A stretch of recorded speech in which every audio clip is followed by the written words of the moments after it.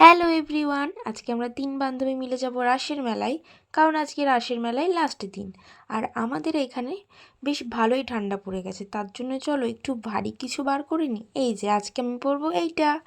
ভেবেছিলাম রেডি হয়ে দেখাবো, সেটা আর মনে ছিল না, তাই একেবারে অনন্যার বাড়ি গিয়ে দেখাচ্ছি। এই যে এদিকে ও রেডি হচ্ছিল, আর ঠাকমা আমাদের বাদাম দিয়ে দিয়েছিল।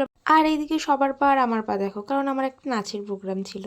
তারপর আমরা সেখান থেকে এই যে 3 বান্ধবী মিলে চলে গেলাম অনন্যাদের বাড়ির পাশের একটা ক্যাফেতে।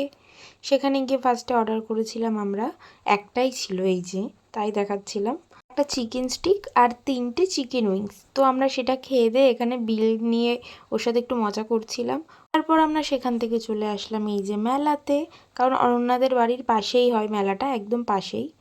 তারপর আমরা এখানে কিছু ফটো তোলার জন্য দেখছি কোন পাশে গেলে লাইটটা ভালো লাগে। তারপর এই করতে করতে আমরা মেলার ভেতরে চলে আসলাম। আর মেলাটা কিন্তু বেশ বড়ই হয়, আর রাস্তার ওপরে হয় তো, আর বেশ অনেক কিছু দোকানও বসেছিল।